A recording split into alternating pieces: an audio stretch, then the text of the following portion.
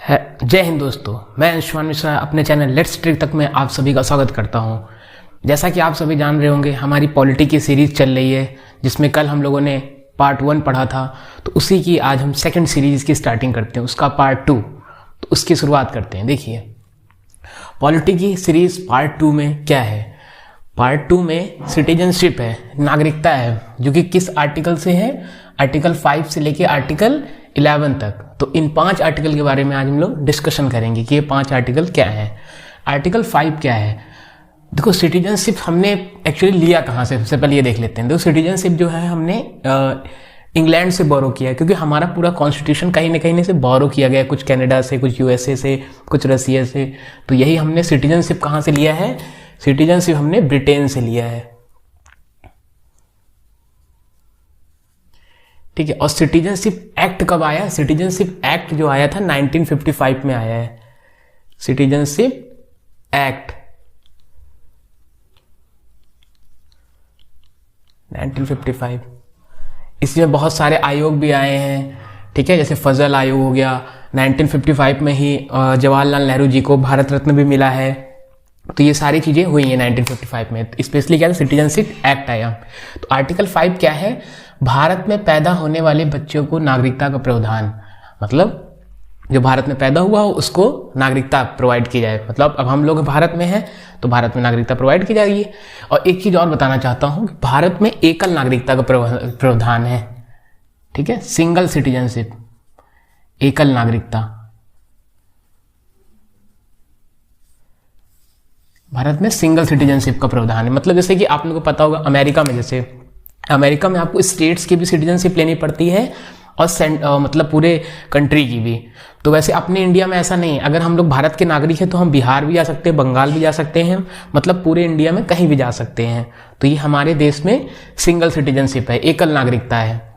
दूसरा क्या है, और किसे, पाकिस्तान से भारत आए हुए लोगों की नागरिकता का प्रावधान, ठीक है। इसमें सेकंड आर्टिकल 6 में क्या है, जो पाकिस्तान से भारत आए हुए हैं उनके लोगों का नागरिकता का प्रावधान। इसमें क्या है, जैसे आप लोगों को पता होगा कि आज़ादी से पहले जो भारत में रह रहे हो, ठीक है, वो यहाँ पे उनके मतलब उनके दादा परदादा, अब वो तो आज़ादी के पहले तो भाई भारत तो पाकिस्तान एक ही था, तो उनके दादा परदादा रह रहे होंगे, तो उनको क्या है, भारत में सिटीजनशिप मिल जाती है। पाकिस्तान को जाने वाले लोगों की नागरिकता, ठीक है, पाकिस्तान, अब यहाँ से, अब हमारे देश में एकल नागरिकता है, तो आप वहाँ जाएंगे तो आपकी नागरिकता खत्म कर दी जाएगी भारत की। आर्टिकल 8 क्या है, विदेश में जन्म लेने वाले बच्चों की नागरिकता का प्रावधान। देखो, विदेश में जन्म लेने, अब देखो विदेश में कोई बच्चा जन्म ले रहा है, लेकिन जैसे भी हम ही लोग हैं, अभी सर्विस बाहर कर रहे होंगे, कहीं कर रहे होंगे, तो जो बच्चे होंगे उनकी नागरिकता का प्रावधान कैसे होगा, उनका हमारे आधार पे होगा। तो वही क्या है, माता पिता में से कोई एक भारतीय होना चाहिए, उसको नागरिकता मिल जाएगी भारत की। आर्टिकल 9 क्या कहता है, विदेशी नागरिकता ग्रहण करने पर भारत की नागरिकता समाप्त हो जाएगी। आर्टिकल 9 जो है वो क्या कहता है, अब देखो ये इसका मतलब क्या हुआ ही कि भारत में एकल नागरिकता है, तो आप अगर दूसरी जगह की नागरिकता ले लेंगे तो भारत की नागरिकता खत्म हो जाएगी वैसे भी। मतलब आप सिंगल सिटीजनशिप के हिसाब से इंडिया चलता है टोटली। आर्टिकल 10 क्या है, संसद द्वारा भारतीय नागरिकता खत्म नहीं की जा सकती है। देखो, कोई मतलब अब ऐसे नहीं कह सकते कि हाँ हम सिख की नागरिकता खत्म कर देते हैं या मुस्लिम्स की या हिंदूज की, मतलब किसी की नागरिकता मतलब पॉलिटिशियन ऐसे नहीं खत्म कर सकते हैं, ठीक है। तो ये आर्टिकल 10 में है। आर्टिकल 11 में से थोड़ा सा क्या है, नागरिकता की समाप्ति, प्राप्ति और समाप्ति पर संसद कानून बना सकती है, ठीक है।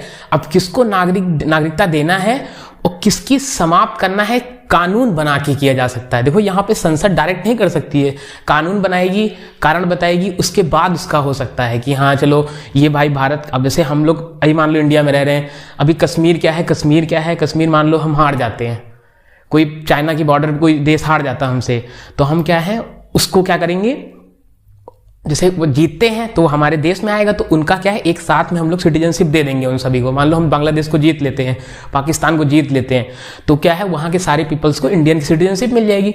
मान लो हार जाते हैं तो क्या होगा, सिटीजनशिप क्या होगी, जो यहाँ की सिटीजनशिप उनकी कैंसिल करनी पड़ेगी। भाई मान लो जो बॉर्डर्स एरियाज होंगे, अगर उसमें कब्जा करते जाता है कोई, तो उनकी सिटीजनशिप खत्म करनी जाएगी, क्योंकि भारत की बाउंड्री से भाई जीत लिए गए हैं वो लोग। तो इसमें क्या है, नागरिकता की प्राप्ति और समाप्ति का प्रावधान कानून बनाकर करती है सरकार, ठीक है। तो ये है हमारा भाग 2, जिसमें हम लोगों ने सिटीजनशिप के बारे में पढ़ा। तो आपको ये मेरी वीडियो कैसी लगी प्लीज़ कमेंट बॉक्स में ज़रूर बताइएगा। हम अपने पार्ट 3 के साथ कल मिलते हैं।